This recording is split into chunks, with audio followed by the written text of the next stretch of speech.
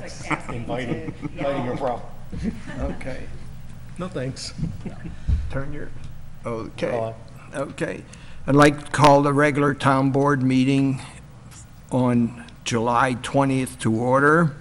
This is an in-person meeting, which replaced the scheduled July 13th meeting.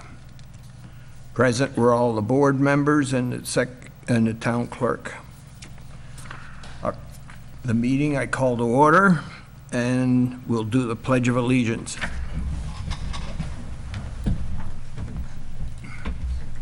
I pledge allegiance to the flag of the United States of America and to the republic for which it stands, one nation, under God, indivisible, with liberty and justice for all. Okay, please be seated. There's going to be approval of minutes. I make a motion to approve the minutes of the June 8th, 2021 public hearing on proposed local law for conference centers. Is there a second? Second. Any further discussion? All in favor? Aye. Aye. Motion carried. Make a motion to approve the minutes of the June 8th, 2021 town board meeting. Is there a second? Second. Any discussion? All in favor? Aye. Aye. Motion carried. You noticed we stopped doing roll calls, just as a, don't have to do it anymore. Okay, supervisors' comments. This is an update on the Fiddler's Bridge closure. The bridge near the intersection of Long Pond Road by West Clinton Station 2 will be closed to all traffic starting Monday, July 26th until November 2021. Notify your attendees coming to social activities, delivery, and service providers of the closure. The detour routes are on Long Pond Road to Lake Drive to Slate Quarry Road, then go east on Slate Quarry to Center Road, turn south on Center Road until Schiltzville, which ends on the east side of the closed bridge. On the COVID-19 front, the governor announced last month all the executive orders for COVID restrictions have been rescinded and only CDC restrictions apply. The 2022 town budget has started, and the tax cap for the 2021-2022 budget is 2%. The budget process schedule is on the town webpage, www.townofclinton.com. I submitted the 5 towns' Central Hudson accounts up for the 10% reduction in electricity bill. This same reduction is available to all residents by calling 845-859-9091, extension 1. Just have your Central Hudson account number there, because that's what they need to register you. I've been working with Fred and Jerry to make our TV system able to simultaneously broadcast live on Cablevision and YouTube. We've found someone that could provide the technical guidance, so we hope within a month or so it should be operational. People have become accustomed to this when we were Zooming, because we were doing YouTube to a lot of people, and they miss seeing us because that's their mode, because they don't have Cablevision. I'd like to thank Town Clerk Carol Mackin and her deputy, Mary Malloy, for setting up and operating the paper shredding operation on June 26th, which was also available to town residents. And many of them were very appreciative of getting rid of some of their old tax records.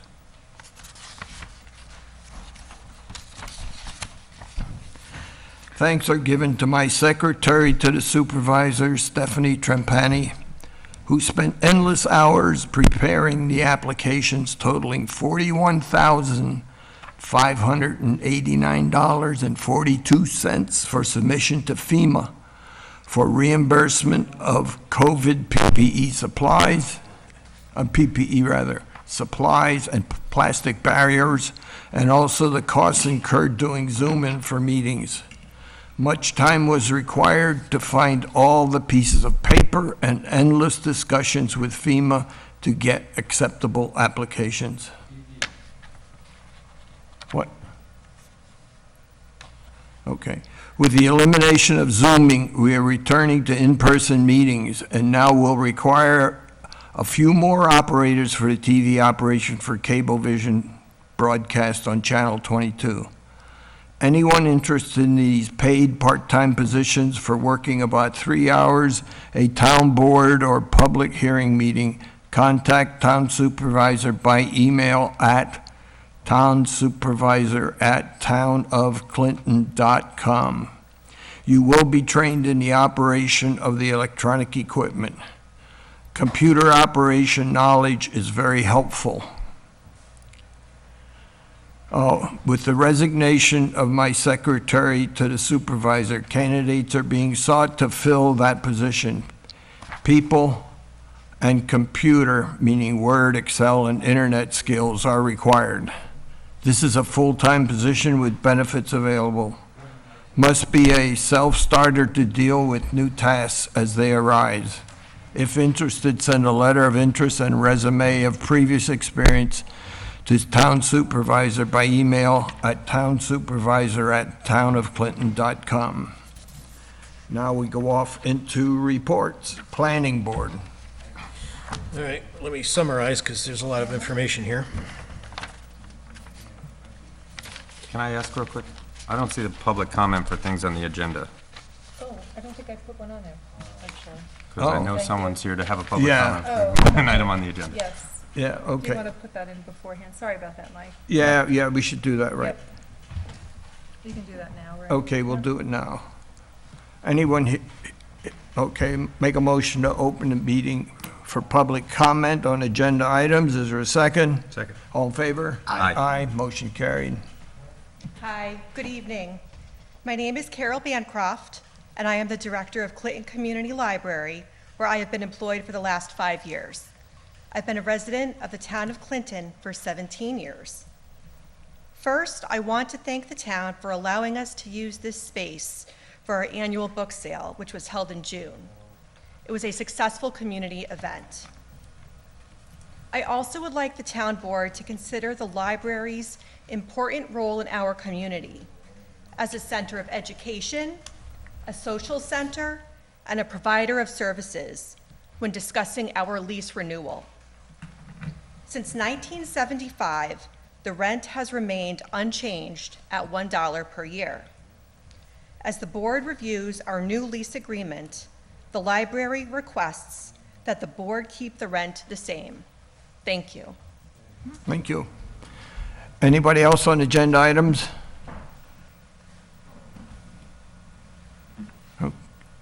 Okay, you going to say something, Frank? Yes, On the agenda?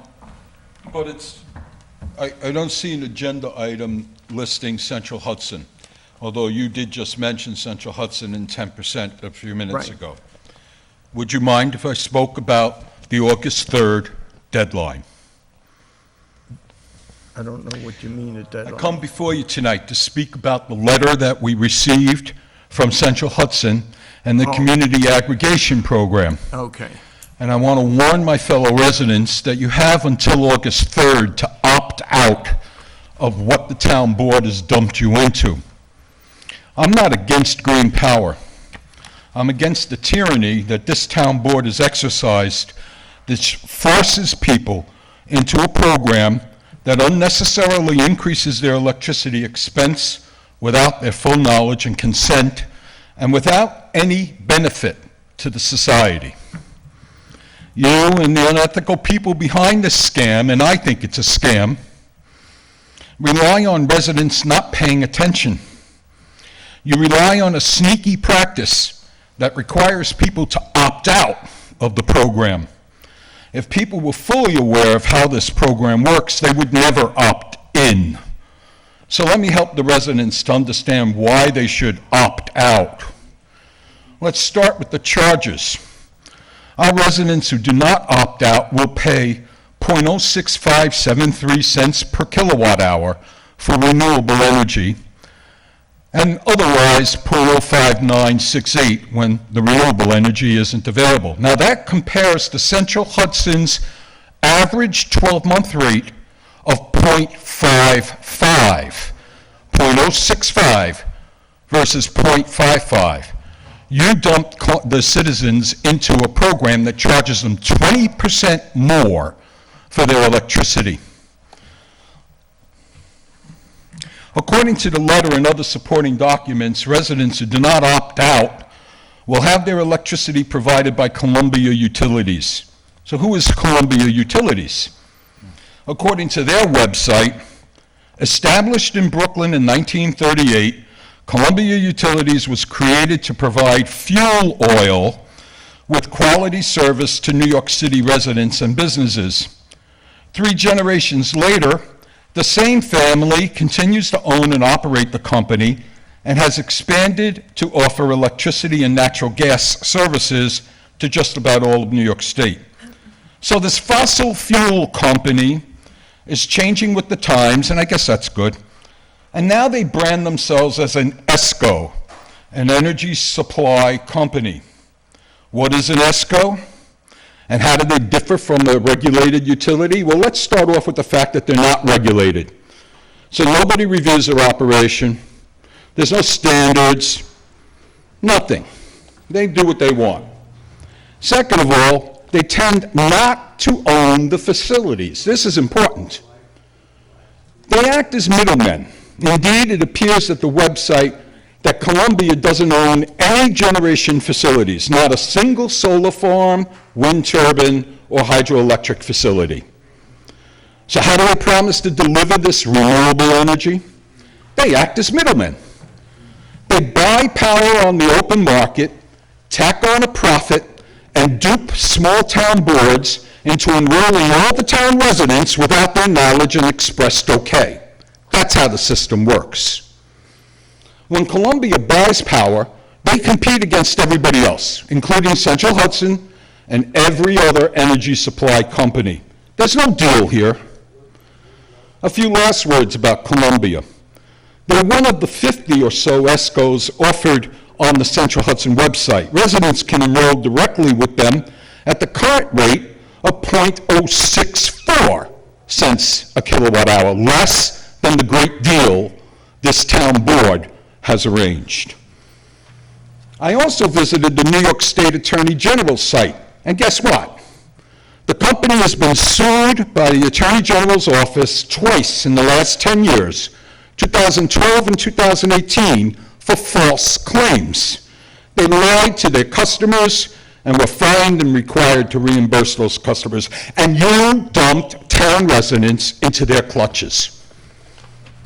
There are many alternatives to people who want to buy renewable energy. Through the Community Distributed Generation Program, Central Hudson offers several local projects through which you can buy renewable energy. One such program is the recently constructed Stanford Community Solar Farm. Town residents may want to consider using the Central Hudson website to invest in local renewable generation, instead of sending their money to some middleman shyster in Brooklyn. Also, everyone should know that Central Hudson is required by New York State regulations to buy any excess power from these local generators at rates established by New York State regulators. So we're already getting a lot of renewable energy at 5.5 cents a kilowatt hour instead of the 6.5 cents that the town board thinks is a great idea. New York State is already 27% renewable energy, and we're growing aggressively. Fortis, the parent company of Central Hudson, plans to add approximately 2,400 megawatts of wind and solar power systems and 1,400 megawatts of energy storage systems by 2030. That's 3.8 gigawatts of renewable energy. So why did you dump residents into an expensive program that doesn't build any renewable energy? All they do is shuffle paper to make a profit. I want my money to go to the companies that are expanding and building renewable energy resources, not to the middleman. I request that the town board please stop your tyranny. Please stop trying to force people to buy what you think is a good idea. Give them the knowledge, help them to understand their choices, but let them decide how to spend their money. And again, to my fellow town residents, you have until August 3rd to opt out of this boondoggle. Thank you for your attention. Okay, thanks, Frank. Anyone else? Maya's walked in. Oh, well, no, Is here, yeah. but let's finish the public comments.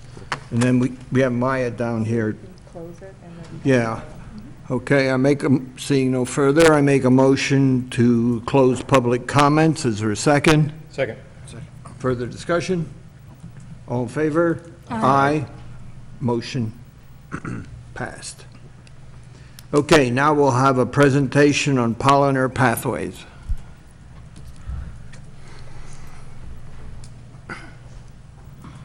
Hi.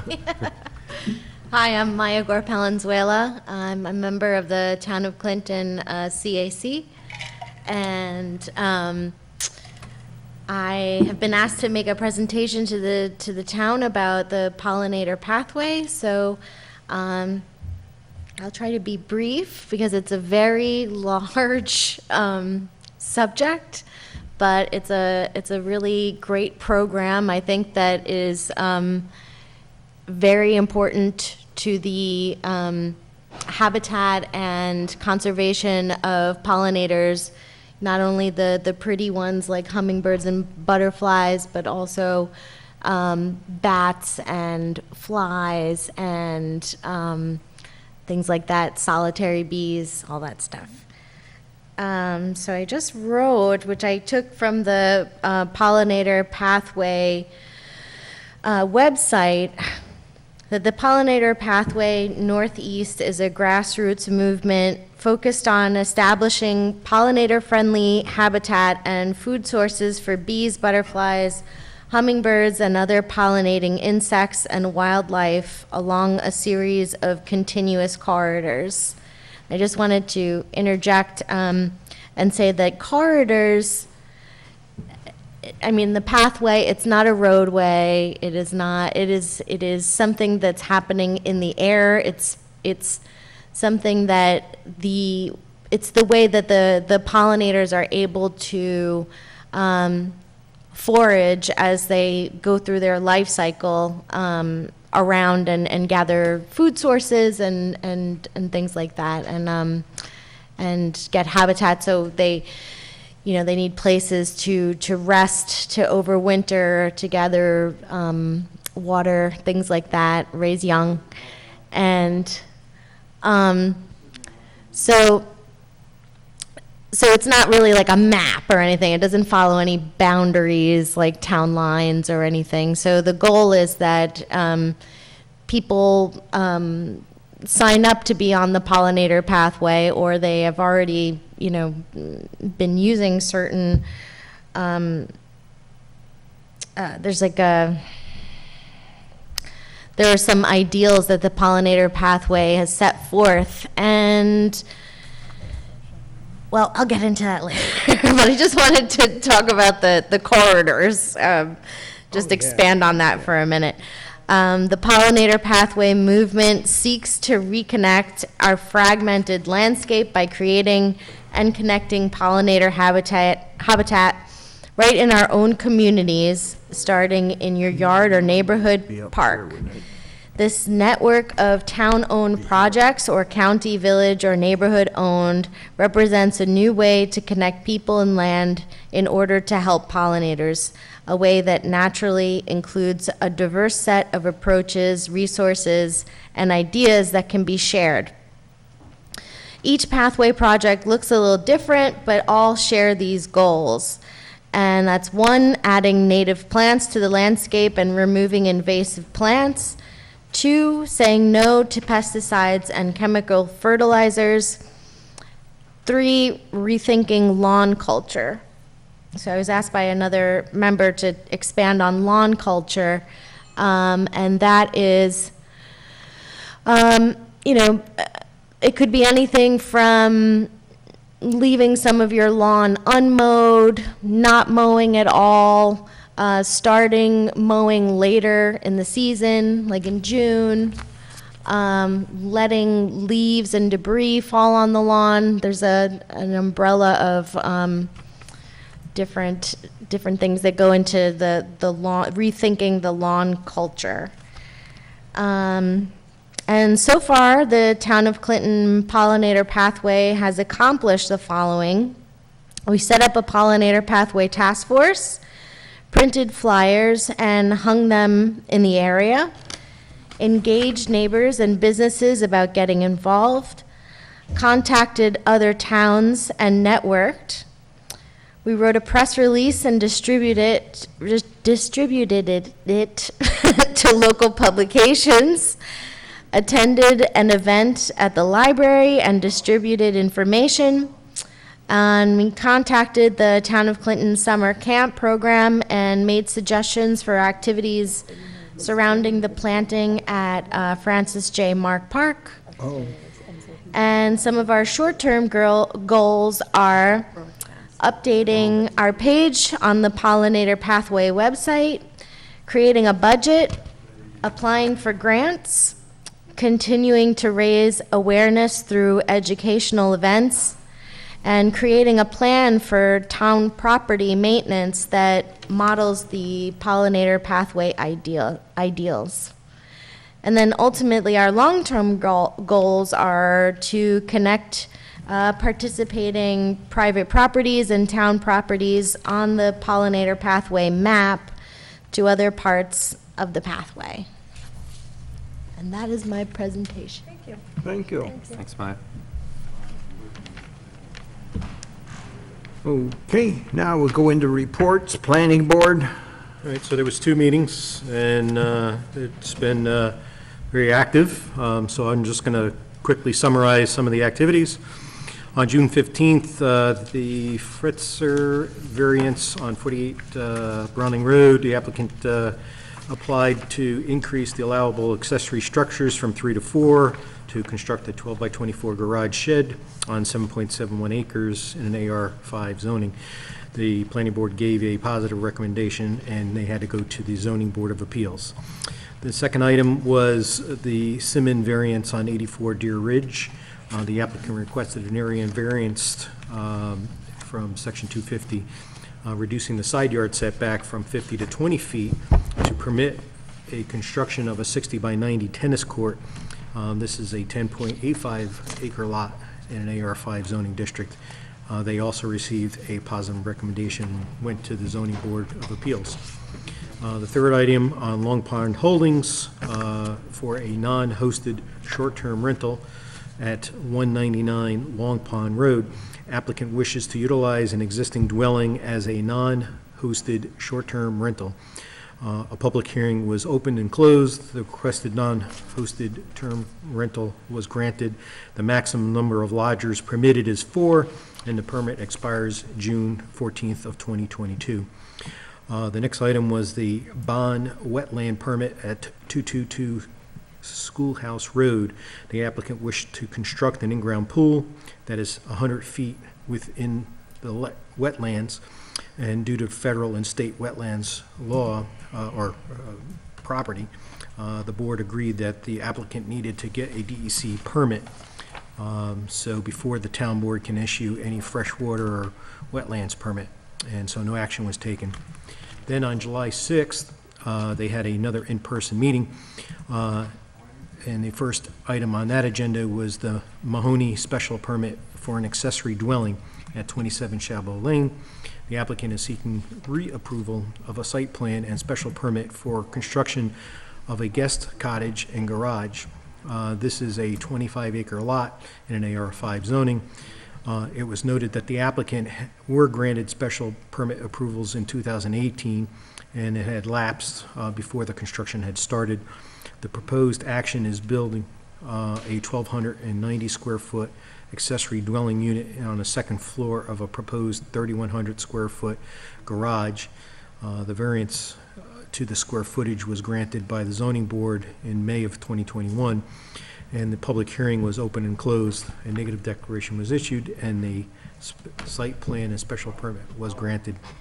The next item on that night's meeting was the Wolp non-hosted Airbnb, as it's listed here, 150 Kansas Road. The applicant seeks special permit to utilize a two-bedroom and one-bath house as a non-hosted short-term rental pursuant to the section of 250-69-1.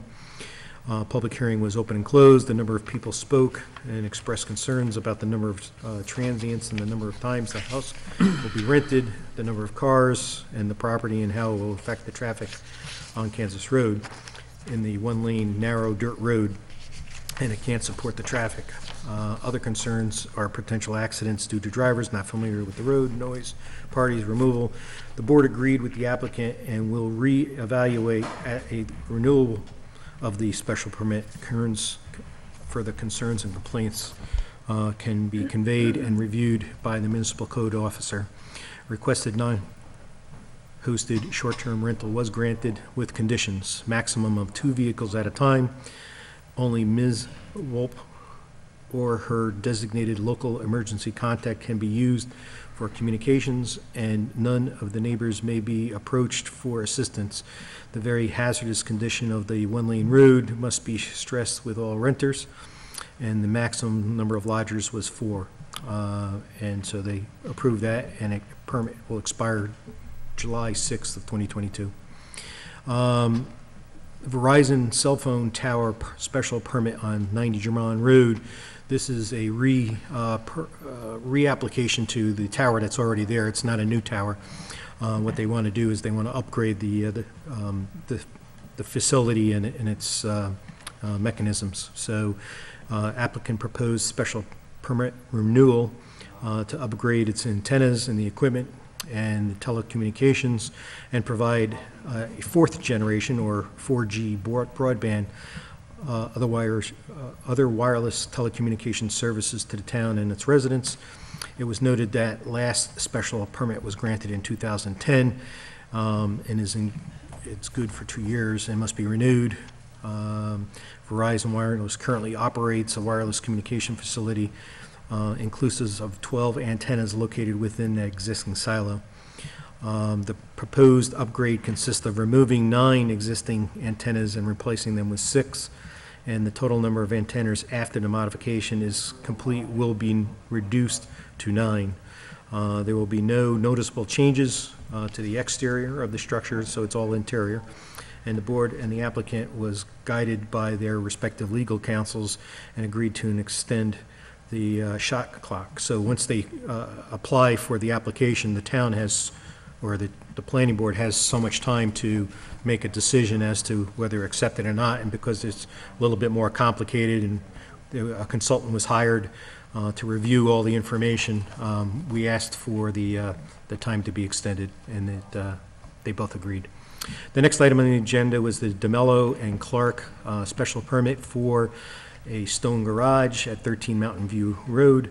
Applicant was seeking a site plan special permit to convert a stone garage to an accessory dwelling. Public hearing was open and closed. Negative declaration was issued. Site plan and special permit was granted.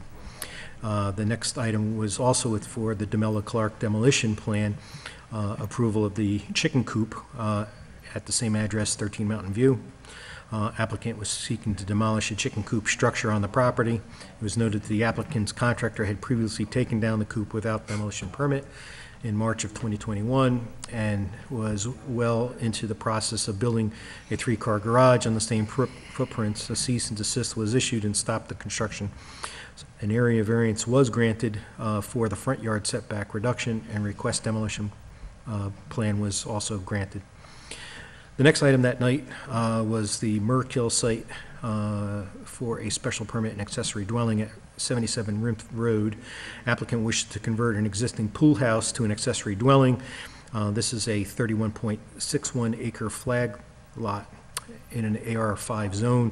Area variance to the square footage of the accessory dwelling unit was granted by the Zoning Board of Appeals in June 24th, 2021 meeting. Public hearing was set for August 2nd. And the board declared itself lead agency. No action has been taken so far. The Fiero lot line adjustment and reapproval at 1338 and 1346 Center Road, where the applicants seek to approve the lot line adjustment that was approved in 2020. The applicant were back before the board after the applicant failed to submit the Mylar to the Dutchess County Clerk's office in time, and so they noted that the Mylar must now be submitted to the county within 62 days of the signing of the map, and the requested reapproval of the lot line was granted.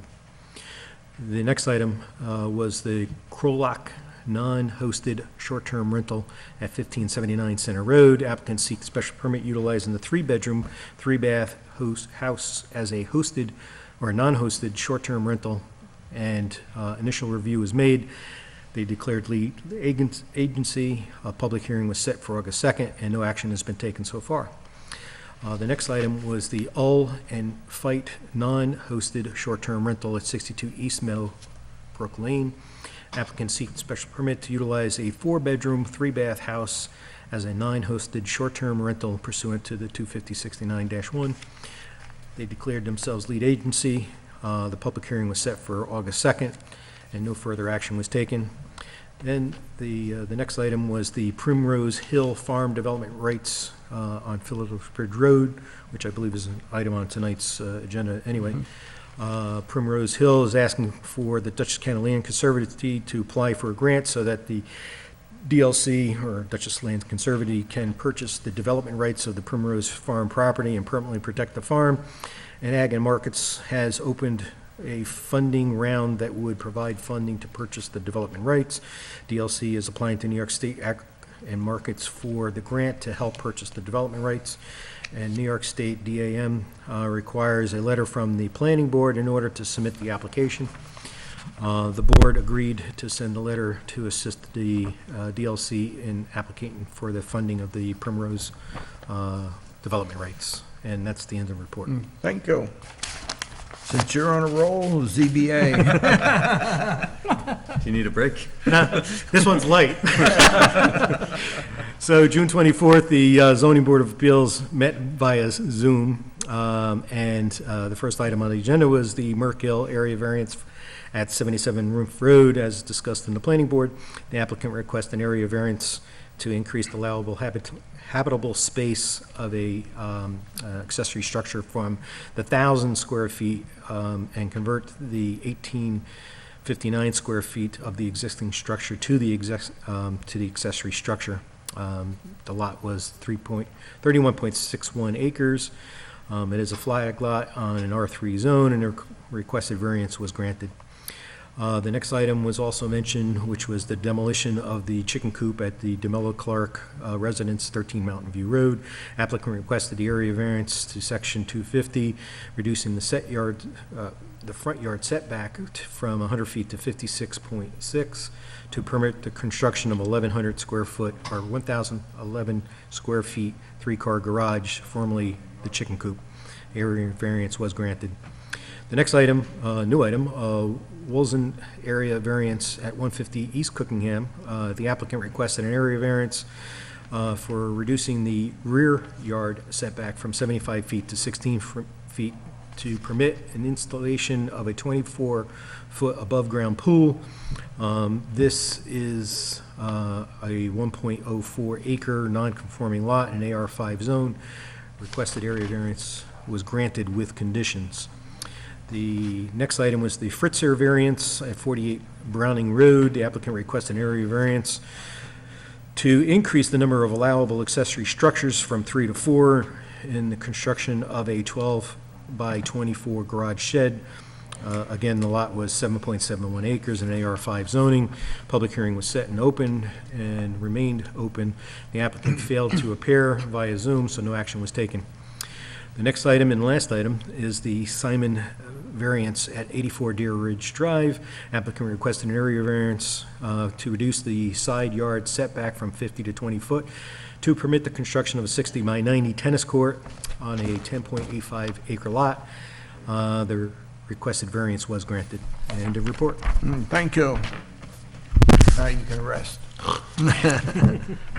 CAC. Well, the CAC did not meet this month because most people, like us, were on vacation. So they will next meet on the second Wednesday in August. Okay, that was fast. Recreation Committee. Okay, there is a report on the web as well. I will talk about Franmark Park later on in the meeting and the community block grant. But right now on the web, we have the report that says a wish list for both parks. Well, Friends Park, given the discussion on the block grant, we will probably satisfy most of the issues there. The big issues will be probably in the August meeting to discuss some of the things that we need to do in Franmark Park. The playground area, the big equipment is really suspiciously unsafe. We need to take that out of there, and we need to invest a considerable amount of money in replacing that equipment. That money will have to come out of I always say, Subdivision fund? yes, I'm sorry. I always forget what a subdivision fund. There is a fund that's been available for us for over the years, and that fund is approximately a little over $100,000. So we'll be looking to bring to the next meeting what that will mean in terms of upgrading the playground in Franmark Park. We're also working on security issues for both parks. There have been security issues over the past couple of years. The parks are well lit now, but we still feel that maybe some cameras might be needed in those parks. And then we're also looking at some kind of marquee or something that would be less intrusive that would be at both parks to be able to advertise for help, be able to advertise programs, and looking forward to working with the library in terms of pathways and things that we can do as well. And I would like to follow up with you on whether if there's been any activity or any discussion with the director of the recreation. The camp, the first 2 weeks of camp were successful. They happened in July. We had 9 children, and that was the limit. And I do want to make this statement.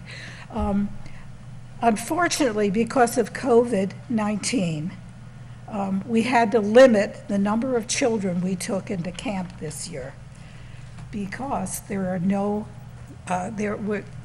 lifeguards available. We picked up every lifeguard that we could possibly have. All the surrounding communities have the same problem. Lifeguards have to go through a very intense amount of training and qualifications, and due to this past year with the pandemic, that did not happen.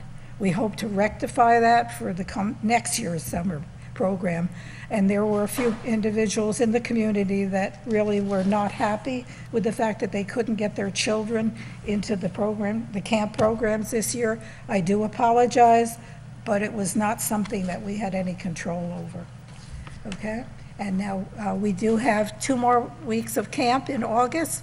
They'll be August 2nd through 6th and August 16th through 20, but they are filled. Okay, end of report. Okay, thank you. Next. Can I just say something about the report there with the lifeguards?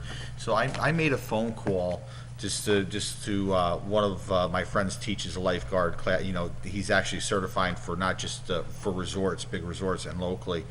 And I think one of the big problems that we have, and it's something we got to discuss, I guess the going rate, and this has been common with some of the other towns that he was approached on, the going rate for a lifeguard because of shortage has gone up.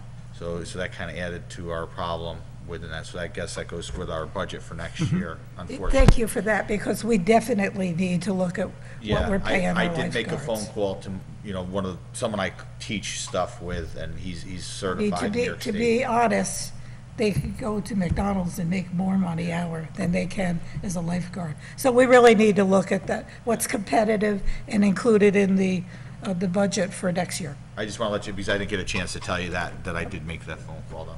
Okay. Okay, all done with that? Building inspector. The building inspector issued 14 building permits. CO and CCs issued were 16. That's after the projects are completed, so people can either utilize them or live in them. Number of title searches is 12, and that's a ever-ending process. Number of mileage traveled for inspections, various inspections at points of construction, 360 miles. Total cost of construction so far issued is $965,748. Most of that, half of that at least, are just 2 renovations. I would think that, $300,000-400,000 for a renovation is almost like a new house, but it's a renovation is what it was listed as. Now with the cost of materials today. Well, Look at the price of wood. yeah, so, we're still in a boom on construction and buildings and stuff. And obviously, title searches are still continuing, so that's that report. The next one is the zoning administrator's one.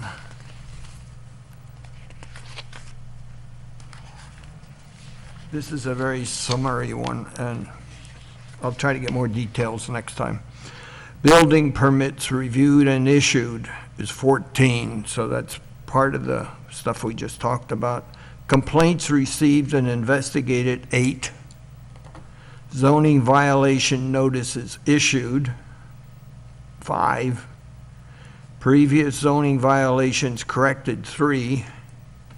Then we get in short-term rental applications processed, because that's part of the deal. He's got to approve them, make sure they meet all the various rules. And then he does some building inspections of 3 of them. Sometimes part of it, when he's doing the SR, short-term rental evaluations, to make sure they got safety features, carbon monoxide, fire detectors, fire extinguishers, exit signs, all that kind of stuff. So that's what he's been doing. It's been very busy, and it will continue to be busy for the rest of the year as we continue adding short-term rentals and the ag events activity stuff at the various places. The next one's highway. So blacktopping has been completed for West Meadowbrook and Lake Drive. Work was done using shared equipment, and many surrounding towns came to help haul materials. Crack sealing with a fiber additive was performed in the Heritage Road development. Further road work will be performed on Heritage Road, Ryan Court, Friends View, and Parkview Drive. Watch the town website for notification of road closures. The crew has been working on repairs to our dirt roads due to the rainy conditions this month. They have been dirt patching the potholes and road washouts. This will be an ongoing repair activity. As was mentioned earlier, Dutchess County has notified the Highway Department that Fiddler's Bridge will be closed as of Monday, July 26th for repairs and replacement.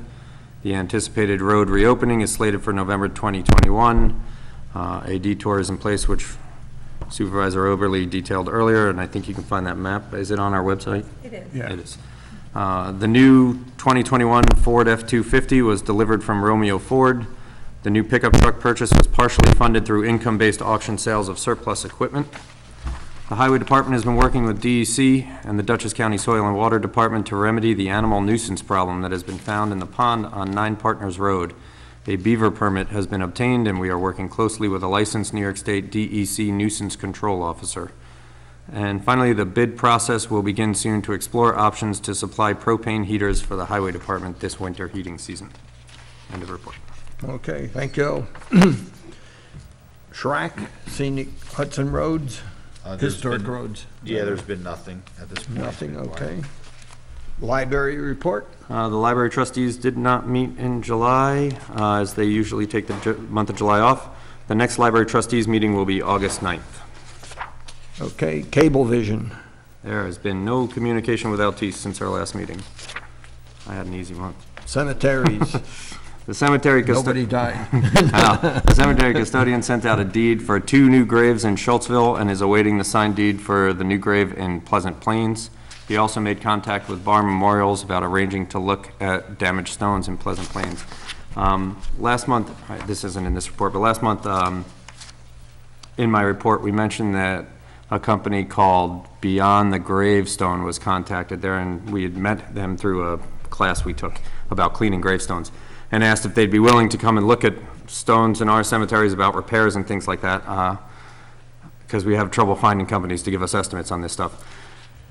It's a company that's willing to come and give us an estimate, but they would like $150 to give us the estimate, and then if we ended up using them, they would take that $150 off of their price. But either way, this will cost us $150 to have them come. So we're discussing our other options, as other local companies aren't really coming and giving us the estimates that we're asking for. They're not showing up. So we'll keep you posted. I mean, more and more, even, you know, a lot of contractors and stuff are doing that. That's becoming practice just because of the shortage of people. Yeah. Charging a fee and going back on that, just so. Ray, I'd just like to say that our parks and our cemeteries that we have inherited this past year are in such beautiful shape. And I really want to shout out to the highway guys, the grounds guys, for the job they're doing, all right? Even in spite of all the rain and everything, you go by and everything is manicured and beautiful. And they're doing a yeoman's job. Thank you very much. Yep, Second that. Okay. second it. Okay.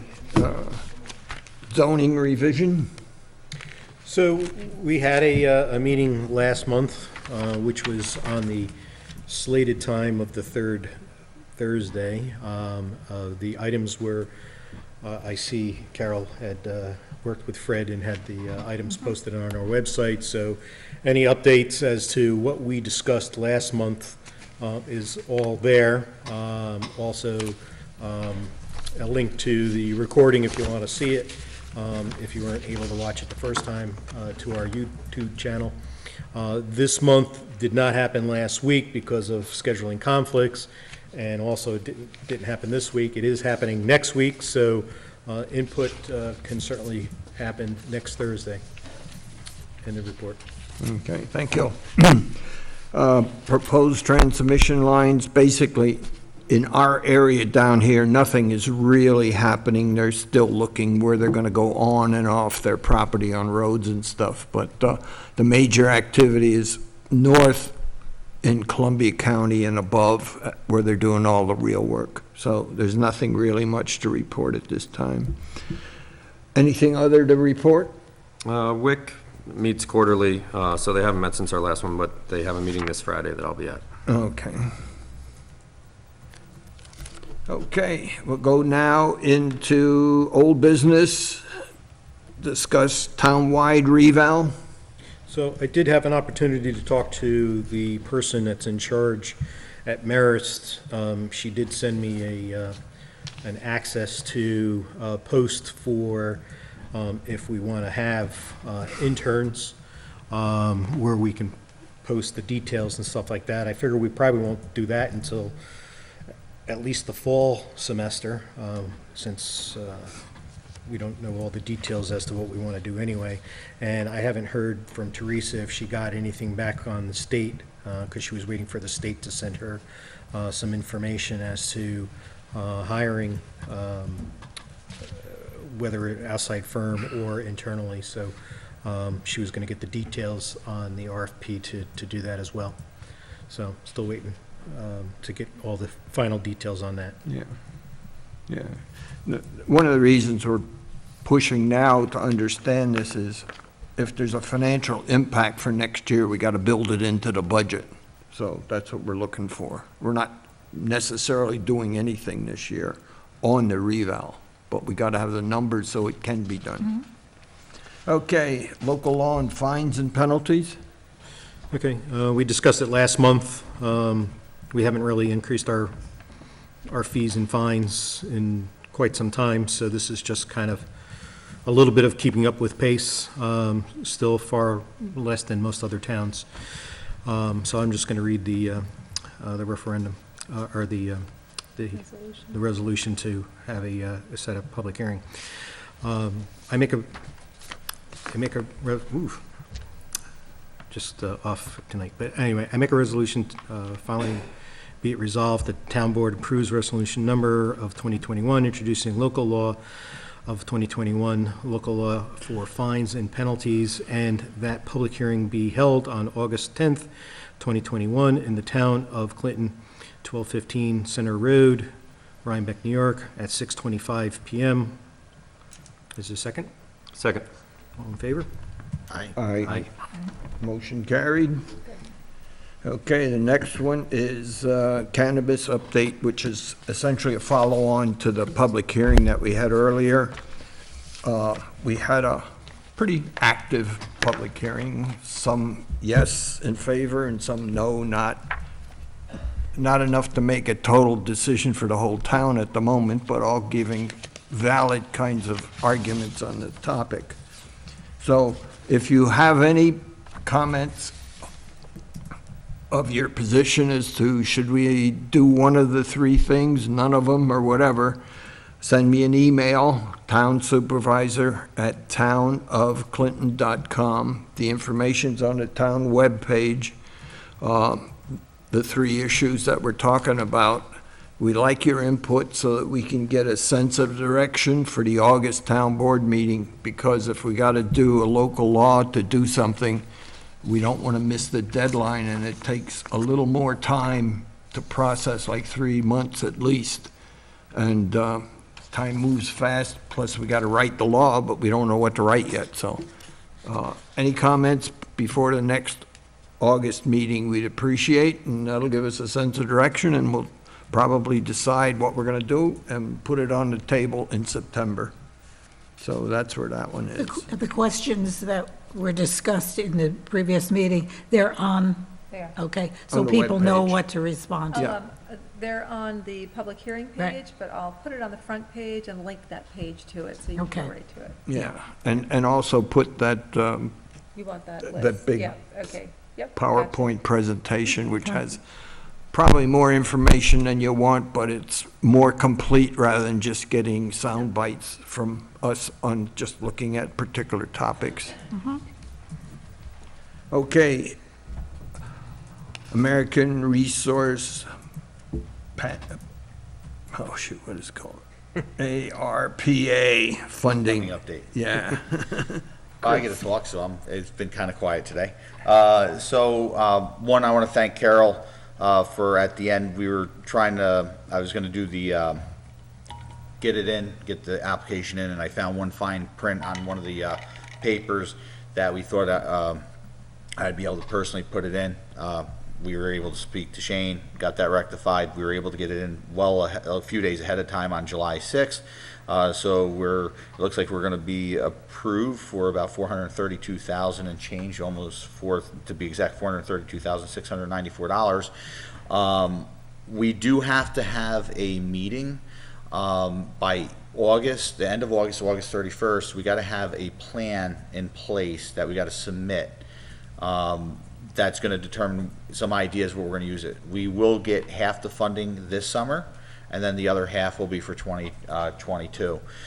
Things it can't be used for, just a couple general things, is highway department. We can't use it to reduce the tax levy for anyone on that. We can use it for our out of the expenses or accrued expenses because of COVID, extra personnel, other things that we might have needed. So that's some other options, and then it does give us some options to be creative, either work with other municipalities or things that we can come up with plans that will benefit our town and to get our economy here in town going.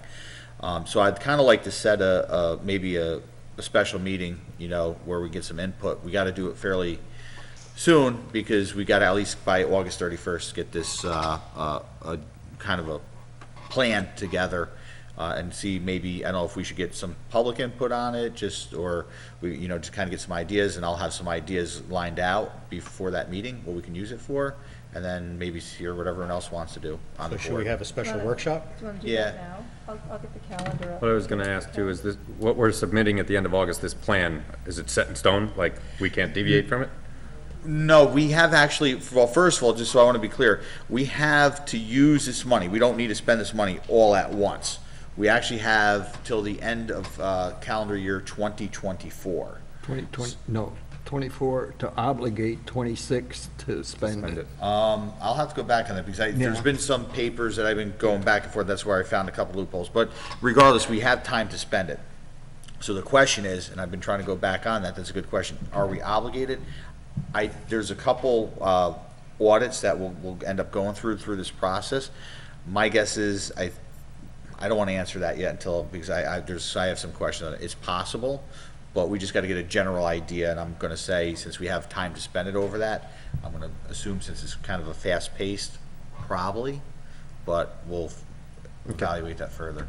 Do you want to choose a date now? Yeah, if we can, what's a good date that we'd have available? So that would include. Wednesdays sorry. are clear. I was just give you ideas. Like Tuesdays are not really okay. Okay. Mondays are good. Wednesdays are good. So it looks like Wednesday, the 4th, the 18th, the 25th are nothing on the calendar. So we Is a will, Wednesday good for everybody? The 4th? The 4th, August 4th? That's before the town board meeting, so then it gives you a chance Yep. to then do something Yep. at the board meeting? Okay, on the 4th. Wednesday, the 4th, something, we're gonna do that, what, at 6, same thing? something registers. Okay, so you want to make a motion to set a special hearing on August 4th? I would like to make a motion to set as a special meeting, August 4th, I'm gonna assume at 6 PM, to discuss options to use our ARPA funding. Is there a second? Second. Any further discussion? Yeah, I just had one question, just a for instance. So the highway department's been very active in helping out with things with the recreation department. Like last year, they put a roof on the pavilion in France Mark Park, which is breaking tradition. We usually pay for that elsewhere. So would that include, if they did things like that, the reimbursement for labor?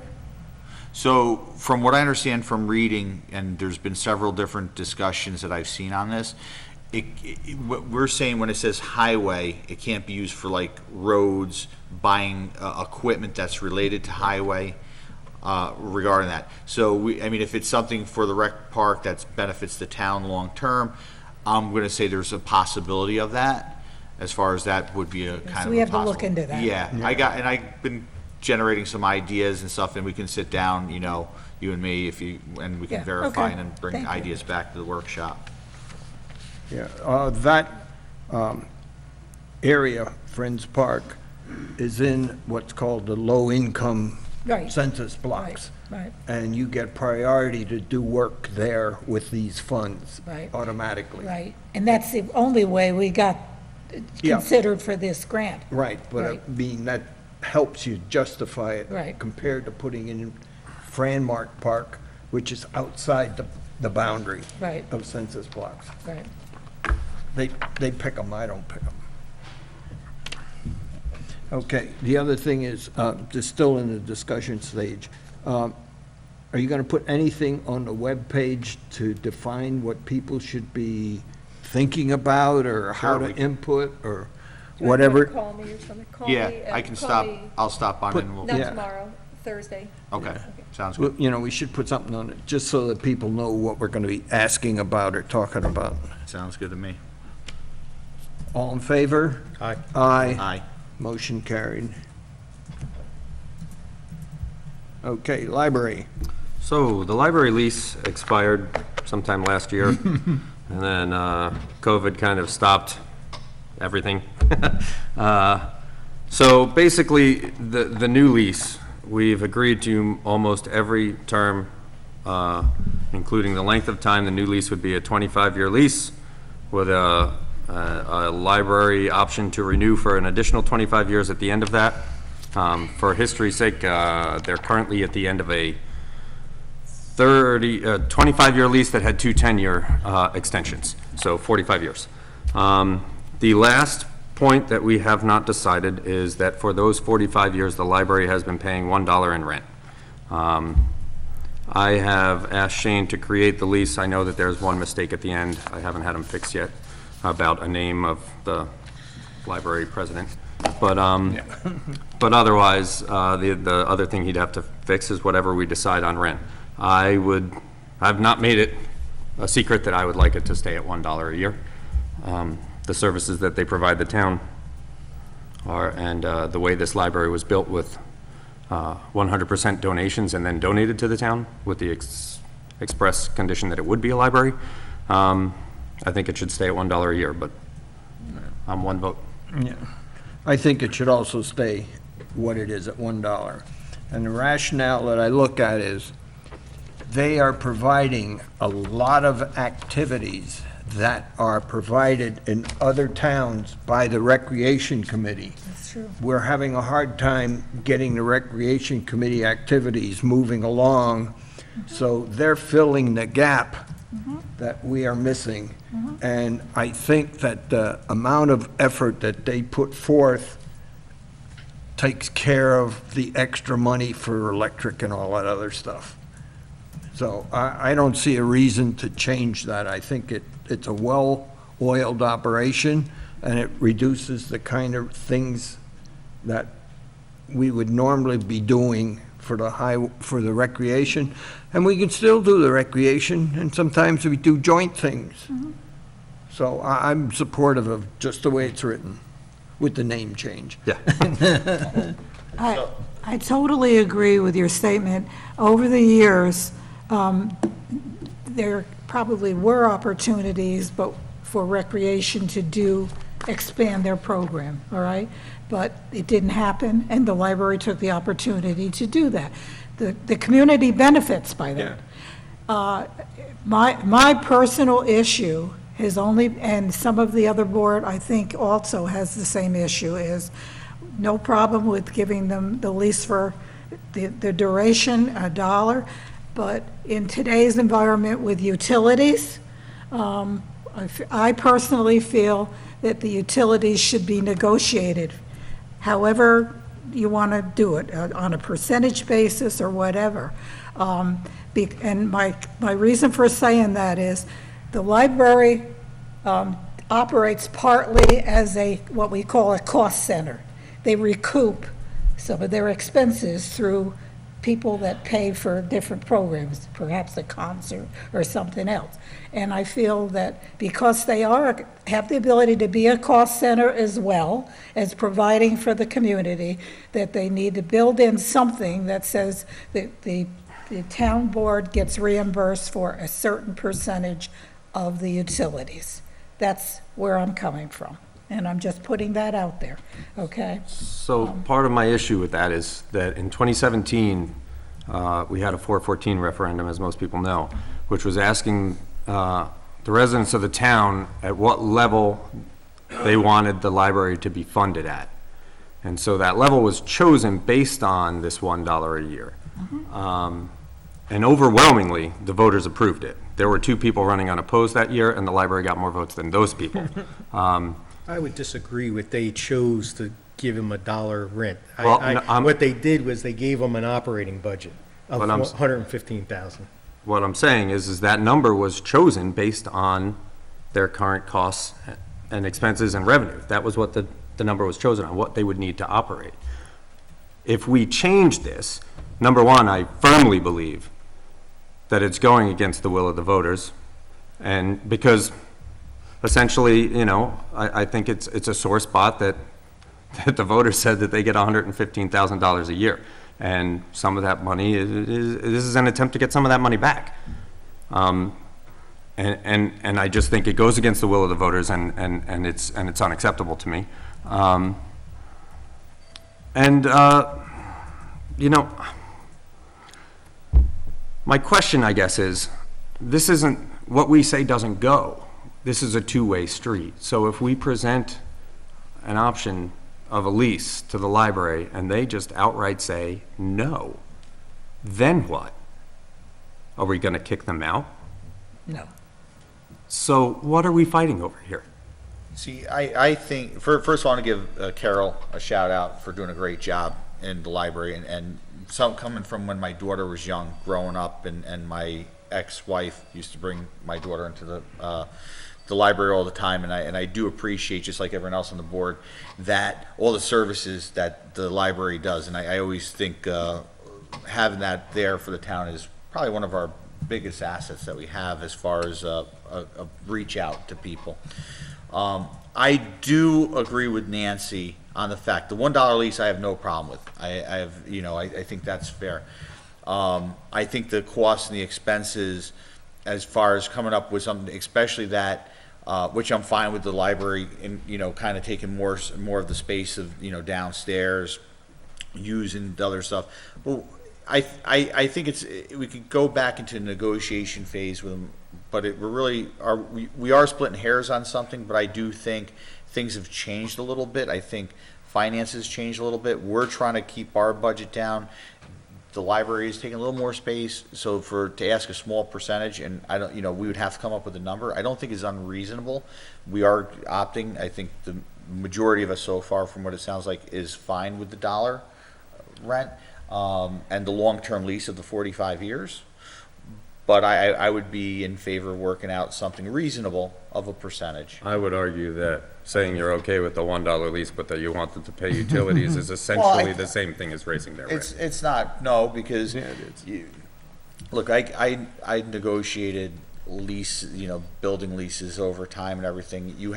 The lease is one part of the deal. The utilities are always separate from the lease that is paid by the person who has the lease.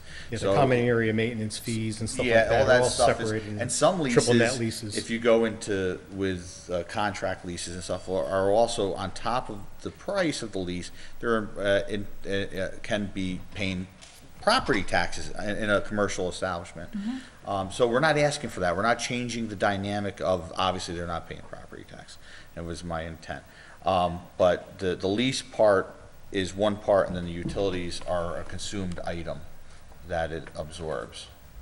Well, I know that, Last year, we all kind of agreed on this mindset, and I know Michael did a lot of work trying to break out which building used Well, what, and. that's what I was just and it was gonna an say, is that- impossible task. that's what I was gonna say, And is that's why Ray I worked on said it, we it should was have just a impossible. flat fee, come out with a reasonable amount for the amount of square footage of what, if it's 3,000 square feet, what does a 3,000 square foot home use for electric and utility? I mean, you could figure that out.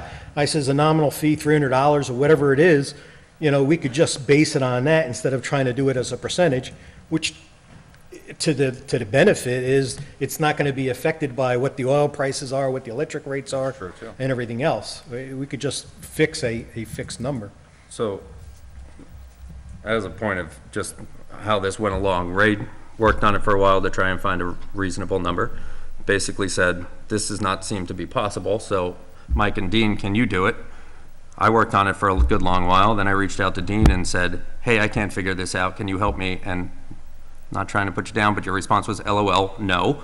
No, I didn't say no, I says, if the buildings aren't separated where we can say, because I kept on asking you, which building is the HVAC on, which it's not, and which building is the heat on, and which it's not in this one. So we can't just take this bill and say, okay, there's 8,000 square feet, 3,000 goes to the library, so we'll split it, this way. It's so convoluted between the buildings. So when you asked me, after we had discussed it many times, I said, no, I don't think I could figure it out any better than what you tried.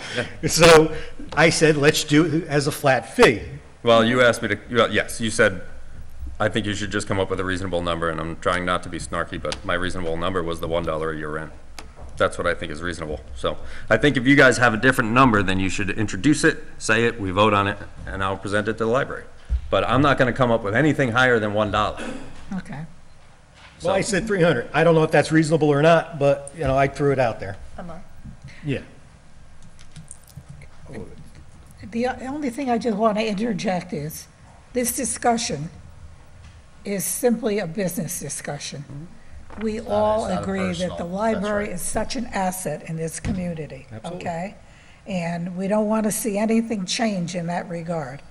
We just, as taxes go up, and caps go down, we want to ensure that we are, But don't we realize that if we raise their costs, all that's going to do is either one, reduce the services that they provide to the town, or two, they ask for another 414 with an increased amount that will increase the taxes. Like, It's the same people paying. it's the same money. It's all fungible. It comes to us, it goes to them. So raising the money from them, you're taking the taxpayers, that the taxpayers said, give them 115,000. We give it to them. Okay, now we want $4,000 back in utilities. And then they say, okay, now we need to raise our 414 next time by at least $4,000. Like, this makes no sense. It's a circular firing squad. Well, then the voters can decide at that point in time. I mean, it's just simply that, because, you know, they had tried the 414 3 times. The first two was no, third time was yes. So, I mean, if the voters want it, then that's the way for them to vote for yes. And also, and I may get shot for making this statement, but it won't be the first time.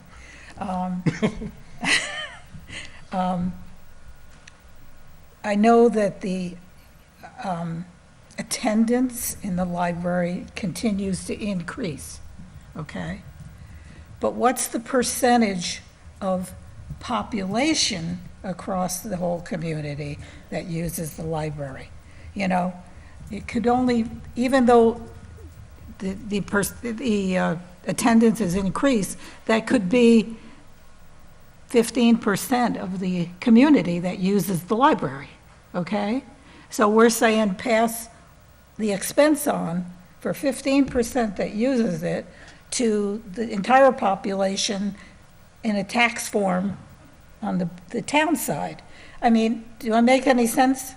So I'm just. But I think that's a different argument. I understand what you're saying, You but know? I think that's a different So, I argument. mean, I'm not disparaging what the library does, but does 100% of the community benefit by the library? They could, but they don't. That's what I was gonna say, Okay. 100% certainly could. Okay, so I don't know how we resolve this, but this issue has been going on for what, 2 years now, almost? And that's why my last discussion with Michael on it was, let's just fix a fixed price and be done with it, you know? Yeah. We've been going around too long for it. Then you and- can- So that's what I did, I fixed it in one time. I said 300, you fixed one, so Yeah, let's. so you guys tell me what I'm putting in there, you know what my vote is.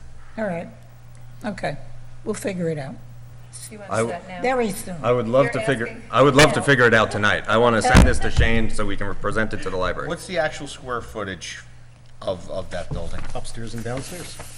upstairs, downstairs? I can find that, you just gotta give me a few minutes. It's gotta be 3,000. Well.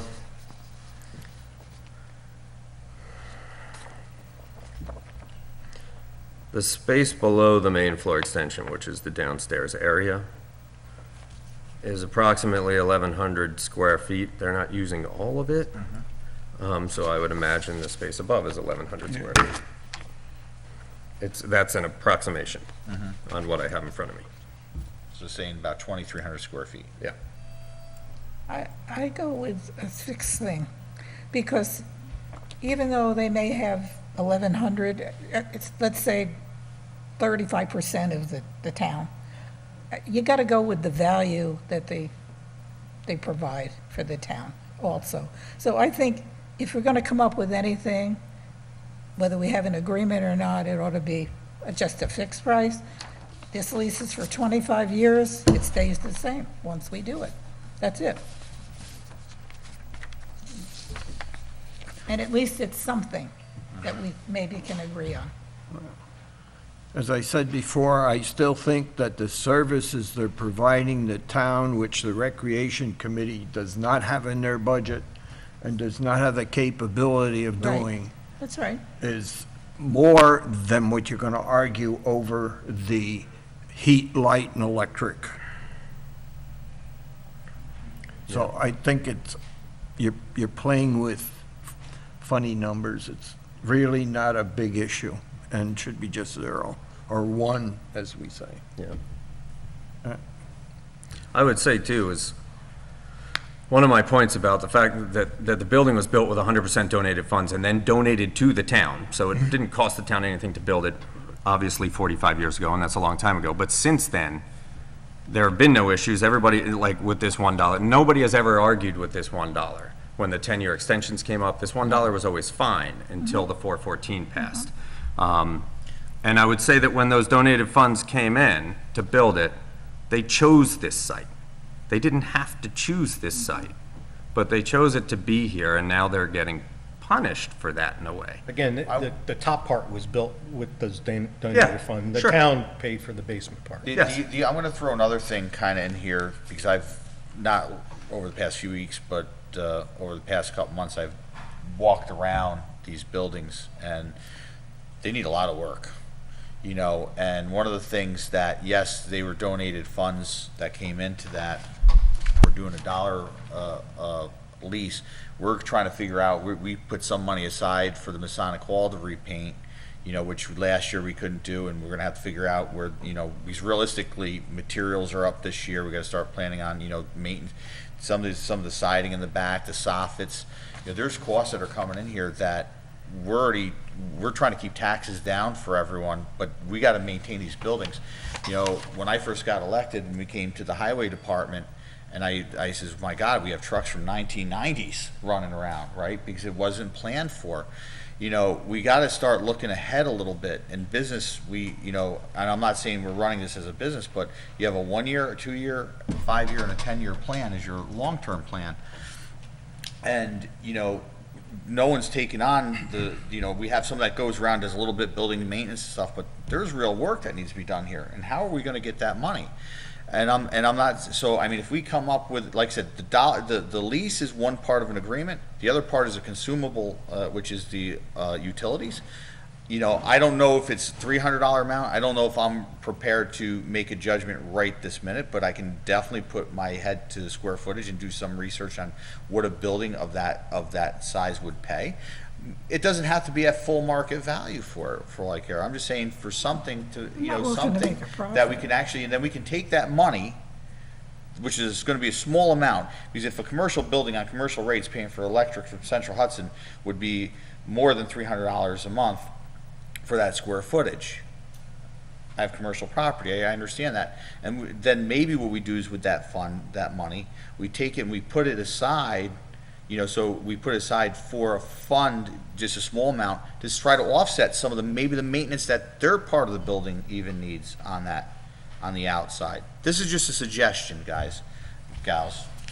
You know, I think we gotta look at a bigger picture. Sometimes we're looking at what's on the black, and Mike, I agree with you, you know, I agree, certain things we didn't go back and try to do another, you know, go back to the voters and stuff like that. But we have some real issues that we have maintenance on a lot of buildings here, you know, that need to be taken care of. And the only way we're gonna start doing is, and I don't wanna do this, is come up with funding, and we can get some grants. We'll see what we can do with some of the funding with the ARPA, what we can do with that. I don't know the legality of fixing some of the buildings and stuff on that, but we gotta make a determination. And I think if we start pushing that out, a couple $100 a month is a big thing to a town with a small tax base, because our tax base is residents, no commercial, there's no commercial tax base here. Well, I don't wanna say no, but next to no, I can count on two hands how many in the town. So, I mean, that's where I'm coming at. It's not a personal thing, and I want to make sure everyone understands it's not. I see a big value, just like Mike and Ray, on the value of the library. But put it as if you were in your own home as a taxpayer, and you have to do repairs that aren't foreseen.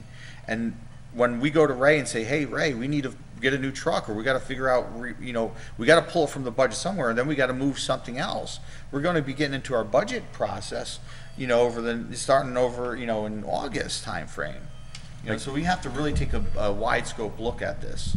And I would say, I don't think it's a decision to make tonight, as much as we all, trust me, after you know, I've been on a little over a year and a half, and now it's going on, and I'm the first person to say, let's move it forward. But I think we take one more month, let's sit down and really try to figure out a reasonable solution, not going to the moon, asking for the moon on it, but I think we can come up with a reasonable solution that works for long-term, for the library, and it lets the town succeed on maintaining our buildings, because let me tell you, when these buildings start breaking down, we're not putting the money back into them, and we're kicking it down the side, foundation issues, roof issues, structural issues, gonna cost a hell of a lot more money. So Then- just remember, as you keep mentioning that this is tax dollars and we gotta pay for these things, we are taking in the tax dollars that they give to the library. But they also. Because get- of the they- referendum, they- and then we're asking to Carol, take some of it back. Can you tell, the library does bring money in through donations and everything else, right? The donations that the library receives directly offset our operating costs, our program costs, our collection I costs. understand. So we are a 501c3 nonprofit organization. Okay. We do not generate income. All right, so I'm not gonna get a number tonight. Charge for stuff. I'll give give you, a number. I'll give you a number. Yeah, I'll give you a number. I think it's reasonable to ask for $100 a month from the library for utilities. That would satisfy my concern. That would be $1,200 a year that they could build into their budget somehow. I don't know. What are you thinking, Dean, on that? Well, I said 3, so I mean, she said 100. What do you want? I don't think it has to be 3. I really don't. I was just going on what I think that the expense actually is, so. again, remember, no matter what number we give them, we're just presenting it to them, and then they make a decision too on what they decide they wanna do. That's fine. Uh, Do you Because have we, a in the, We could just not sign the lease and they can keep on staying. Then they never get grant money to help them out. See, there's the bingo. So we split So the you're- difference. I at mean, I don't laugh at that, I 150 a guess. month. No, you're trying to say that they're gonna say no. Dean's at 3, you're at 1, bring in the middle 150. If you want to pick an hour, which is definitely cheaper, look, than what commercial rent for, not rent, I'm sorry, this is not rent, this is utilities, heat. and this Hot might water. sound silly to the audience that says they're arguing over such a ridiculous low amount of money. But when we start the budget process, we've got real issues that, like, I'll give you the lifeguard situation.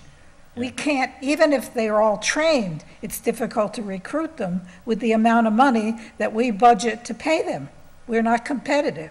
So as we go through the budget process, even the little bit that we're getting from the library is going to be transformed into somebody's salary or our ability to recruit someone who's more qualified and interested in working at the town. Simple as that. But remember okay? that the library also goes through a budget process every year where they're scraping and scrimping and trying to figure out how to make it work. Right. And this only makes that process harder for them. Okay, well, I gave you my input. I'm You done. did, you did. So do you want me to wait another month, or are we gonna present this to Shane with a number? Chris said he wanted to look into what he thought, but 150. Well, I mean, what I'm gonna do is I'm gonna look at some commercial property. I'm not saying, I don't think we need to go at full value on that. I'm not, I don't think, I think if we go somewhere, you're at 3, you're at 1, we go 150.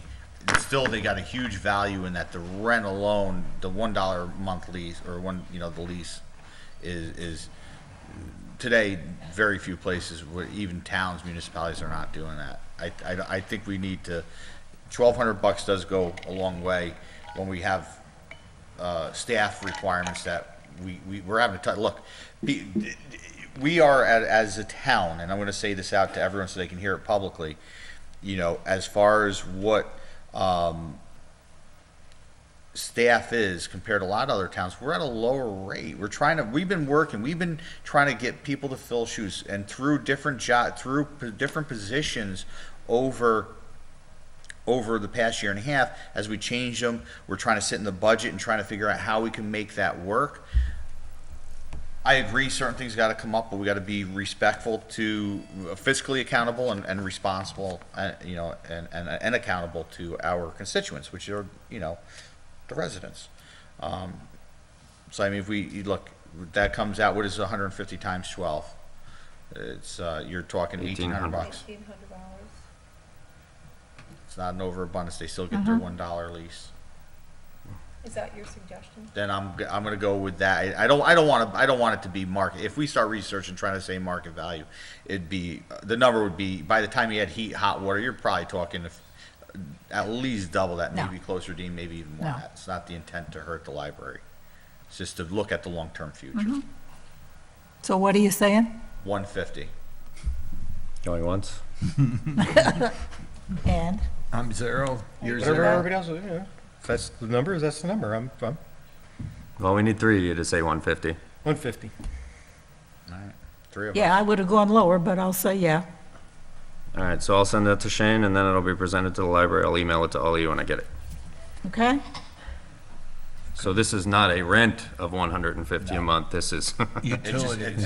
and it's fixed. utilities. It's not, you know, And you realize that as utilities get more expensive, if they do, they're still locked into that. I mean, for the next 25 years. We're still subsidizing even at the 150.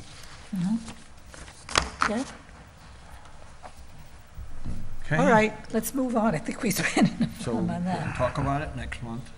No, he's going to He's present that going to Shane give and it to Shane. I understand, but Yeah. we still didn't approve the Right, document. you gonna make a motion? This was only Just consensus. consensus, yeah. and then we'll approve it next month to give it to the library. Is that Take what it we're saying? back to them. Or you could ask if they like it. Okay, yeah, yeah. Well, I know what that's gonna be. Well, I'm just saying.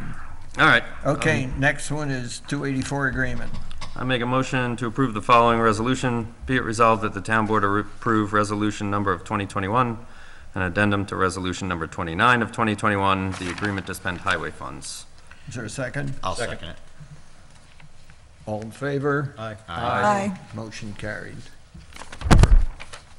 Okay. Rules for opening offices and rec areas. Now that the COVID has been removed, I just tried to put together some statements here as to how we're operating in the new world, okay? So the proposed policy abides by CDC COVID restrictions with no mask required for vaccinated people, and unvaccinated people are requested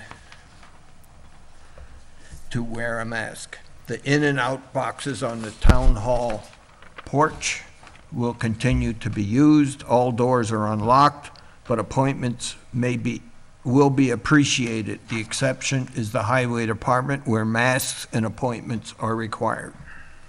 So that's in essence, I mean, I gave you the full words, but I just tried to simplify it. So there's a motion here.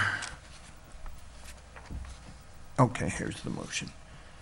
So, does anybody have any comments on what I said, what the rules are and everything else? Nope. Okay. I make a motion to approve the following resolution. Be it resolved that the town board approve the policy for lifting COVID restrictions effective July 21st, 2021. Is there a second? Second. Any further discussion? All in favor? I just have one question. Oh, Just yeah. one quick question. During the whole COVID time, we had our maintenance, our cleaning individual doing washing everything down and keeping us Yeah. safe. Are we going to eliminate that now, or are we going to continue it for a period of time? I eliminated that 2 months ago. Okay, I didn't know that. I know she reports to you, so I don't see when you do change the salary. Well, I sent you an email on it. I didn't, Well, I I'm don't just saying, remember. I Okay, stopped it 2 forget I months asked ago. then. Because Okay, we weren't getting reimbursed anymore for it from FEMA. okay. Well, that gave me a lot of credibility, didn't it? Okay. So, I'm still disinfecting the highway department. I'm not. you gotta talk up here if the board, do we want him to talk? Sure. Okay, I I'm just, fine with it. Just, yeah. I want to hear, Todd Martin, Town of Clinton Highway Super.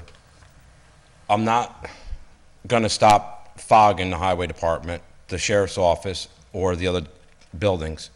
I'm not gonna take somebody's word for it that they're vaccinated or they're not coming in contact with anybody. The highway department's too valuable and too much of an asset of this town to go down once again. I'm not gonna lift this no mask and no fogging policy. We will still require a mask in the highway department, we still will require appointments, and we still will be fogging once a month, the highway department, the old shop, and the sheriff's office. Just to let you guys know, okay? good. any further discussion? No, I think I am the side Who of was washing. second? We're still fine All in with that. favor? Aye. Aye, motion carried. Okay, Friends Park Community Development Block Grant. Oh, okay. I am so thrilled to announce that we have been, preliminarily awarded the grant for Friends Park. We have been trying for a long time. We were not eligible to apply. We applied, and 21 different towns were awarded what they had requested in terms of funding. There is still a couple of things that have to happen between now and the middle of August. They're more preliminary than anything else. We should see the final results and the funding come in September. And what that means is that we're able to upgrade the park. We're going to move, first of all, we're going to eliminate some of the playground equipment that's there. The equipment that we're putting in is all ADA approved, which means young children that have disabilities, as well as anyone can use it. Nobody will know the difference, but we will be able to offer more. We're going to move all that playground equipment up closer to the parking lot so that mothers with children, with strollers, et cetera, can use it. They don't have to walk way back in the area, which incidentally seems to be more a wetland than anything else. We're also putting pathways through the whole park so that you can walk without getting wet in the grass. You can use strollers, wheelchairs, et cetera. Replacing the backstop and the fencing around the ballpark itself. And I am just thrilled to announce that we have that to the tune of $98,000. And I thank anyone that helped me. The Highway Department gave me a lot of information. Dan Harkenrider followed up with a lot. And I just thank everybody, and I'm just happy about this. That's it. Very good. Great Thank work, you. Nancy. Great job, Nance. Okay, next one is approved fireworks. The town requires a permit for a resident to do fireworks, which is approved by the town board. So we had a request. Make a motion to approve the following resolution. Be it resolved that the town board approve the fireworks permit for Steve Haggerty for August 1st, 2021, as all the conditions have been met and the building inspector has approved the application. They're using a explosive company that does this stuff, so it's not a local guy just doing it himself. Is there a second? Juliano, second. More Aye. discussion? All in favor? Aye. Aye, carried. Okay, Dean? Appraisal. So I tried to, so $1,300 I thought was high, which the couple of appraisers I talked to said that they would do it for less, but nobody wanted to do it. So, and in fact, one of the persons that I asked recommended this person to call. And one of the properties that we're fighting in tertiary court is come up with appraisal, and Teresa believes that we will win if we have an appraisal done. So she's recommending that we get this appraisal done to fight the tax reduction. So I make a motion, be it approved, the following resolution, be it resolved, the town board approves hiring Ann Elms, certified real estate appraiser, to complete the appraisal for Haggerty Thorne Tax Tertiary, grid number 132400-647-0041235300 for a fee of $1,350. Is there a second? Second.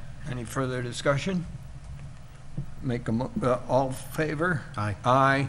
Aye. Motion carried. Okay, the next one is, we had a brief discussion of this under the planning board report, where the Primrose Hill Farm is getting a conservation easement. Okay, the town board was requested for a letter of support for the 109-acre Primrose Hill Christmas Tree Farm to get a conservation easement from Dutchess Land Conservancy. So that's sort of the quick background on it. I make a motion that the town board approves the following resolution. Be it resolved that the town board approves the support letter for Dutchess Land Conservancy to purchase the development rights of the 109-acre Primrose Hill Farm, which is primarily a Christmas tree farm. It is located at 203 Fiddler's Bridge Road, Statsburg, New York, 12580. There is no conflict of interest by town board members. I assume that's a correct statement. I don't know of any, but I put it in to be prepared because they needed that.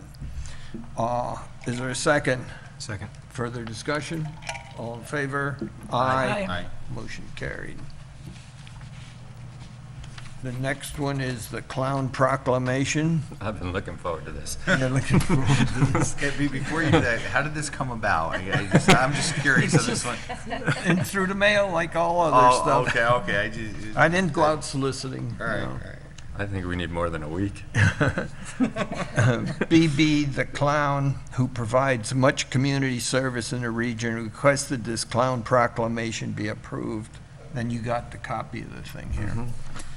It's an honest-to-goodness proclamation. Yeah, okay, so I make a motion to approve the following resolution. Be it resolved that the town board approve resolution number of 2021 proclaiming the week of August 1 through August 7, 2021, International Clown Week in the town of Clinton. Is there a second? Second. Further discussion?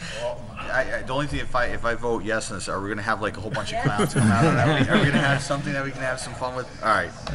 I might have to recuse myself. I used to be a professional clown. I did work for And the some circus. people still think I'm a clown, but that's all right. All in favor? Aye. Motion carried. Oh, the important work we do. No, I used to be. Okay, the next one is Justice Court Grant. To get the court grant, the court needs town board approval. It's part of the process of the application. To approve the following resolution, be it resolved that the town board of the town of Clinton authorizes the Clinton Town Court to apply for a JCAP grant in the 2021-2022 grant cycle up to $30,000. The funds will be used to improve the court facilities and purchase equipment. Is there a second? Second. Any further discussion? All in favor? Aye. Motion carried. Okay, the next one is a generator maintenance contract. This is to provide yearly maintenance for the highway garage generator. That's both mechanical and electrical. They do both pieces. I make a motion, let's see, gotta find it here. To approve the following resolution, be it resolved that the town board approve the renewal of the 3-year generator preventive maintenance contract with H.R. Schreck and authorizes and empowers and directs the town supervisor to sign the contract. Is there a second? Second. Any further discussion? All in favor? Aye. Motion carried. Okay. The next one is PSC letter against the, letter to the PSC against the National Grid Yeah, this is quite proposal. ridiculous, Yeah. that they should take over Yeah. local zoning issues. It defies me, but this is the way it is. We are requested sending a letter to the PSC, Public Service Commission, requesting them not to approve the National Grid's and NYSERDA's petition concerning gaining full control of the distribution of the benefits of community solar sites for essentially all of the viable solars scheduled. This can impact our solar community program efforts of a 10% reduction in electricity bills if allowed to be granted by the PSC. And you got a copy of the letter and all that other backup information. I make a motion that the town board approves the following resolution. Be it resolved that the town board approves sending a letter to PSC requesting them not to approve National Grid's and NYSERDA's petition 19-E-0735 concerning gaining full control of the distribution of the benefits of community solar sites for essentially all of the viable solar scheduled. Is there a second? Second. Any further discussion? All in favor? Aye. Aye. Motion carried.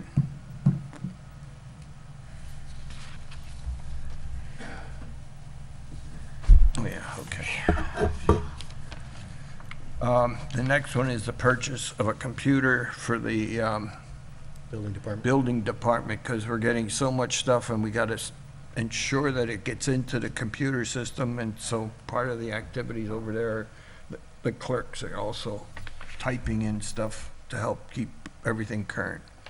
I make a motion to approve the following resolution. Be it resolved that the town board approve the purchase of a Dell Optiplex 7090 small form factor and monitor for the building department clerk at a cost not to exceed $1,149.68 off state bid. Second.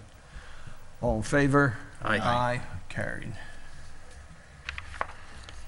The next one is 3-year community development block grant.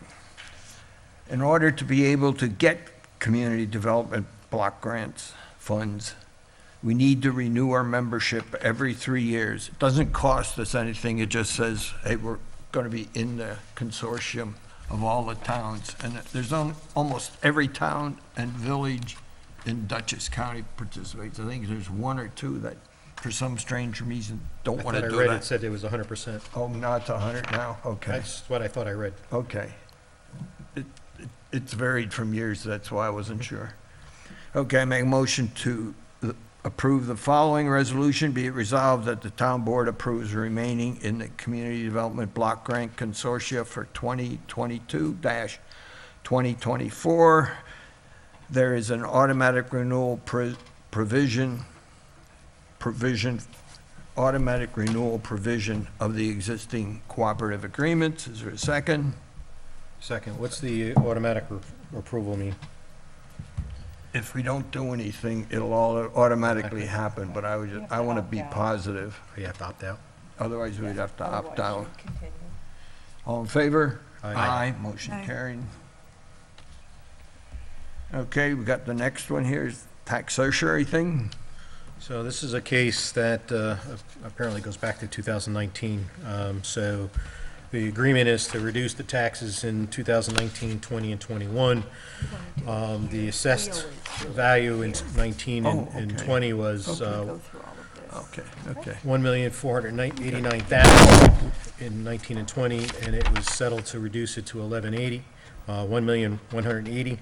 And then in 2021, she automatically reduced the assessment to $1,238,000, so the only difference is like $58,000. So between the two, between the 3 years, we're looking at $680,000 roughly. So I usually go with what Teresa is recommending anyway, but so I make a motion be approved, the town board approves or resolve that the town board approves resolution of 2021 authorizing Shane J. Egan, attorney for the town, to enter into a stipulation with Alan J. Rapule, attorney for the petitioner, the terms of which is set forth in the consent judgment index number 2019-52890 and 2020-52027. Is there a second?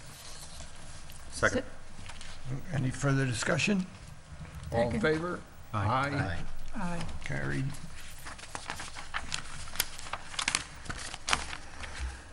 Okay, now we're into resignations, appointments. I make a motion to accept the resignation of Taylor Harkenrider as Recreation Assistant effective July 1st, 2021. Is there a second? Second. Any discussion? All in favor? Aye. Aye. Carried. The next one is, I make a motion to accept the resignation of Stephanie Timpano as secretary to the supervisor effective July 22, 2021. Is there a second? Second. Any discussion? All in favor? Because this was new to me, why was this happening, and just out of curiosity? Is it something we can talk about, or no? Not publicly, no. Personal choice. Okay. All in favor? Aye. Aye. Motion carried. Next one is, I make a motion to approve resolution of 2021 additional seasonal summer employees. Is there a second? Second. This is lifeguards and Camp. camp employees. Any, is there a second? No, we got the second. Is it, all in favor? Aye. Carried. I make a motion to appoint Jack Persley to the Climate Smart Task Force for a term of office of July 20th, 2021 to December 31st, 2022. Is there a second? Second. Any further discussion? All in favor? Aye. Aye. Carried. Okay, now we get to the big bucks. Dean. I make a motion to approve the following resolution. Be it resolved that the town board approves the July 20th, 2021 general fund warrant vouchers number 283 through 344 totaling $41,080.52, and the July 20th, 2021 highway fund warrant vouchers number 131 through 163 totaling $326,352.72. Is there a second? Second. Any discussion? All in favor? Aye. Okay, this is move funds, trying to balance stuff as we go from month to month. I make a motion to approve the following resolution. Be it resolved that the town board approves resolution of 2021, a resolution to move funds at the July 20th, 2021 meeting. Is there a second? Second. Any discussion? All in favor? Aye. Aye. Motion carried. Okay, supervisor's report. I make a motion to approve the following resolution. Be it resolved that the town board approves the final supervisor's report for June 2021. Is there a second? Second. Any discussion? All in favor? Aye. Aye. Motion carried.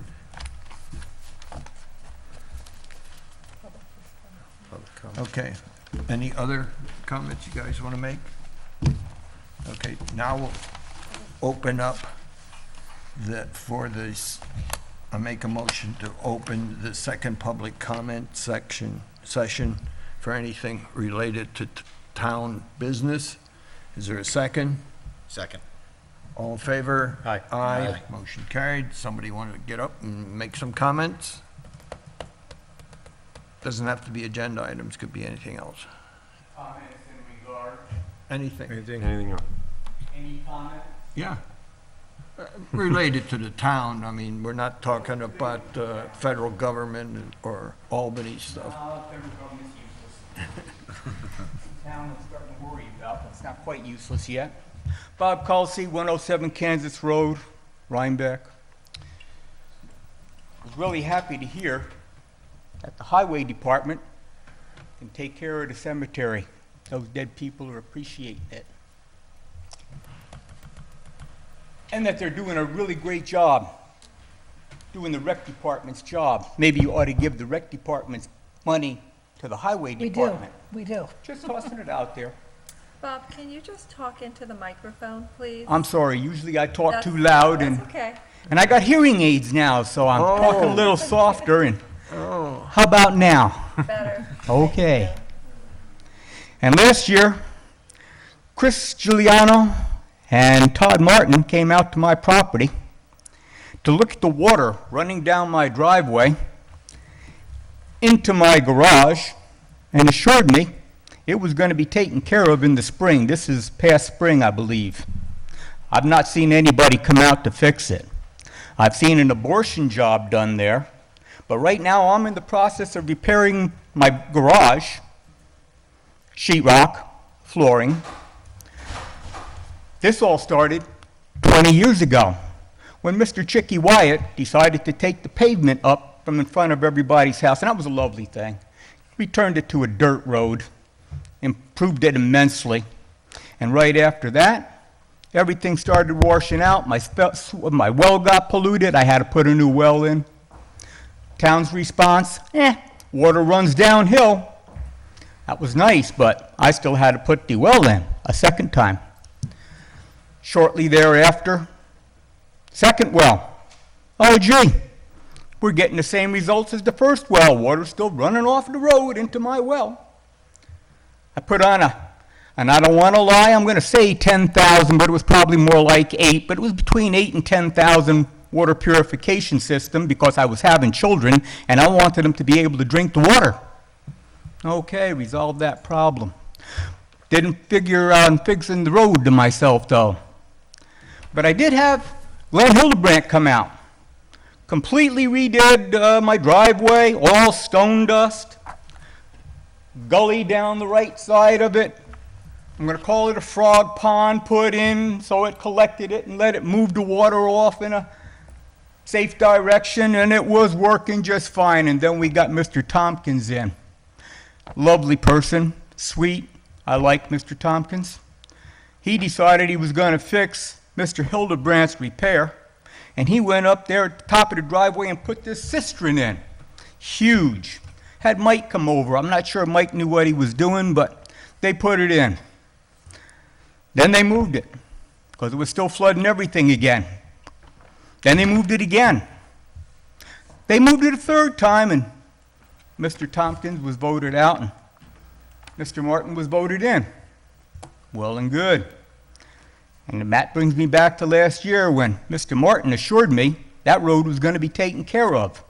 Him and Mr. Giuliano, renowned plumber who knows which way water runs. And we all know water runs down. And that's a lovely thing. But I'm at the bottom, not the top, but the bottom of my driveway. My driveway, the driveway that's been there plus 80 years without ever being a problem to the house or the garage. Now I'm getting flooded. So last year when Mr. Martin came over and Mr. Giuliano came over, they were going to do the temporary fix at the time, and they put down this renowned new product that was going to keep the water doing whatever the water was going to be doing, but the water still runs downhill, and apparently it didn't fix the problem because the water is still running downhill. So when I went over to the town hall this year to find out if anybody was really ever going to come out and fix the problem, I left a message with the secretary who assured me she would get Mr. Martin to call me back. I'm still waiting. Haven't gotten a call from Mr. Martin yet. I did get a call into Mr. Oberly.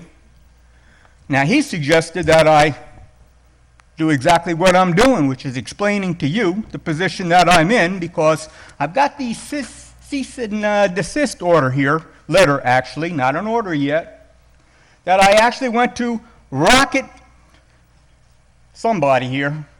One of those damn law offices that charge you $40 for a $500 job and assure you that it's legal. And though I didn't be assured and called up an attorney to make sure that the letter was binding, they said, oh yeah, that one's good.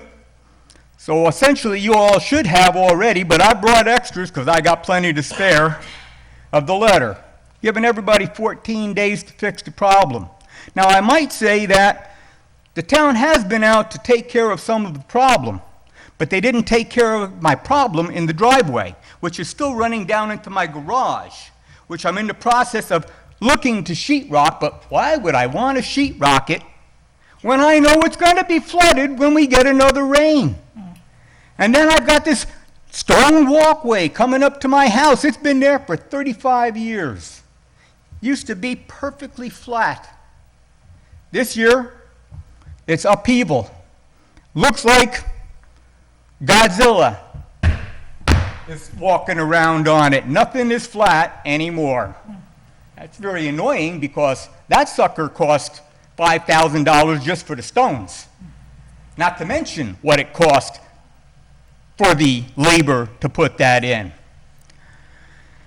So I'm kind of wondering if the town's got time to have the highway department take care of dead people. Some of them mine. I got to admit, I got 4 or 5 of them sitting up on that hill.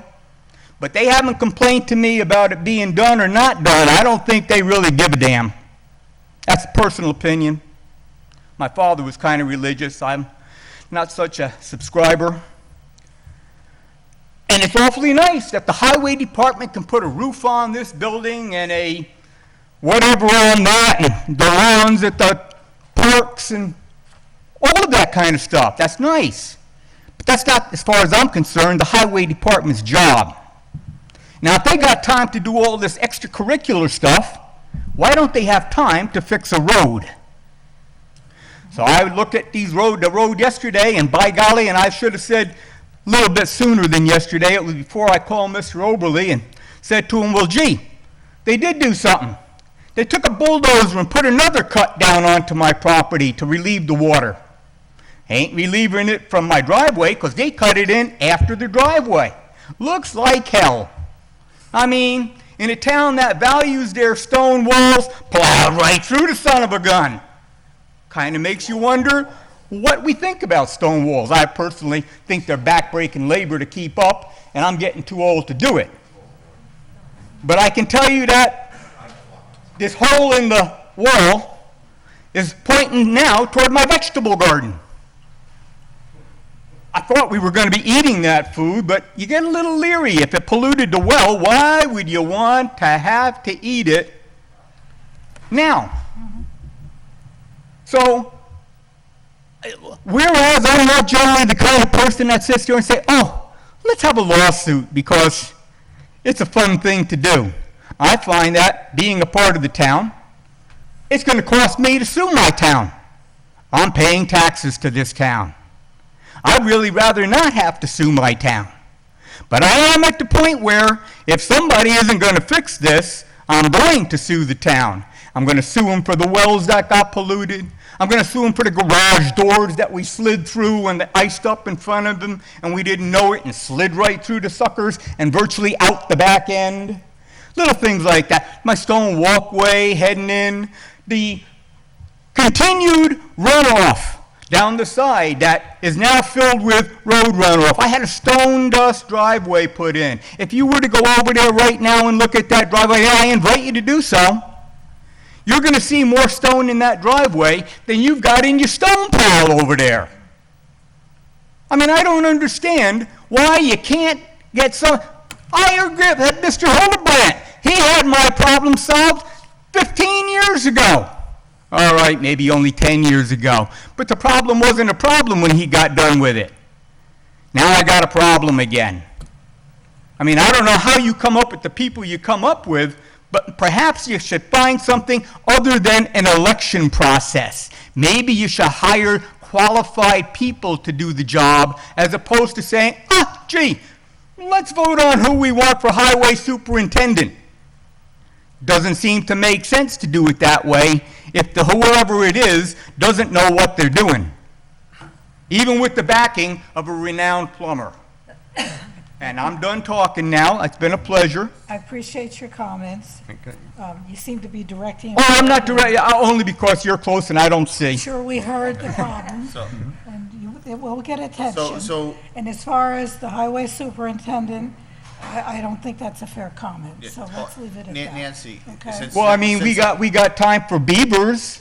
The EPA has a big problem with beavers, but There's a it's whole still host of water. things- There's a So- whole host of things that the highway superintendent. Yeah, ends get up stuck doing, and I that can are other appreciate that. responsibilities. So, Okay, so we heard your complaint. so and Nancy, we will Yeah, yeah. talk about it Nancy. right away, you know. Nancy, I know, I want to respect, because I did meet with Bob and I, with Todd on this, and there's which he is right, there are certain issues that are affecting, and we've had conversations on this and we're trying to find a solution. Okay.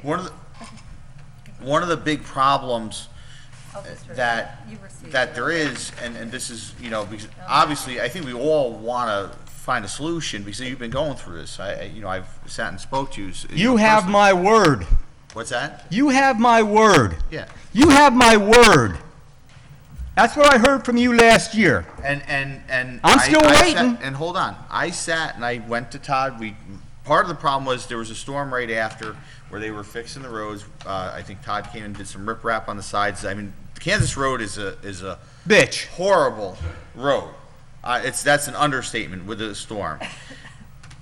The problem that we're having, and I think because Todd and I spoke back on this, and along with a couple other roads, to get to start to try to repay, and correct me if I'm wrong on this, to try to do a real correction on that road, because you guys own, the residents own to the middle of that road. Is that correct? Then I'd rather you did nothing. No. So listen.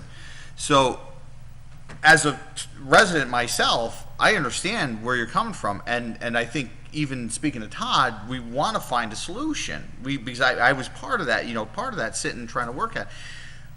Have you considered a drainage system? Hold on. There's a few people on that road, and I'll sit and try to find a reasonable solution, whatever we got to do. And you're right, water does go downhill, and for whatever happened years ago and things, I wasn't part of that, so I can't speak on that.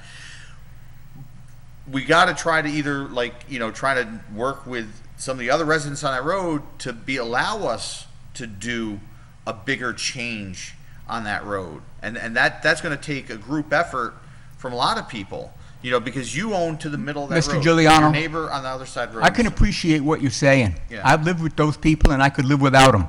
Well, I'm sure they could live without you me. can't change your neighbors, right? I guess you can, but this is one of the inherent. But when you have the highway department put in a cistern, put in a short gully to the cistern, and then put a hump in that the water can't get to it, and put a berm around it that the water flows around it and directly down the driveway, and then across the driveway, and on both sides of the driveway, and collects at the very base of the driveway, that it fills up above the cut across that we got to go down into the frog pond, and continues on into the garage. I gotta wonder if they know what they're doing. So I'm feeling a little left out, because you and I have also had 3 conversations, and you didn't even bring me up. I mean, I feel left out here. I figure you don't know what's going on yet. The other two I know But let me do. just say, I did speak to Todd about this. He has informed me that he has gone to your house twice since we spoke, and you were not home. He knocked on the doors, he saw cars in the driveway, you weren't home. So what I'm asking is that can you and Todd get together tonight before you leave and figure out a time where you can meet so we can find a solution to this, instead of screaming at Well, each gee, other on I cameras? stopped at the town hall on several occasions, and town barn, called it whatever. Todd's never there either. I'm hoping he's out on the road doing something constructive. I'm sure he is. I don't want to be the asshole that I am. Not make it personal. I'm not. So will you do that? Well, I Can you am, guys talk because I tonight? Just actually come up with like a time. Todd Why don't you be a party? as a human I being. will. Let me know what time you're going to meet, and I'll come to. Okay. Now's a Thank good you. time. You can tell me any time, but I know that, when I leave Kelsey. messages at the town hall, they don't seem to get through to you. Bob, okay, we got the message. You're We're done with getting it me. time. Yeah, we're done. Thank you. Most people get 3 minutes. You'd be Yeah, good. but, you don't talk too often, so we give you extra time.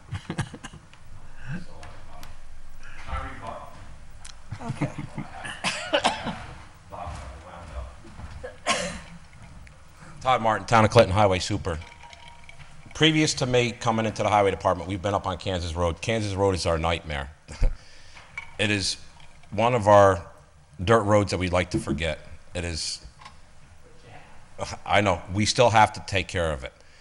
Bob might have wrote this letter, but as the highway superintendent, as an elected official, I still have an obligation for the residents and emergency vehicles and mail and everything else going up and down that road.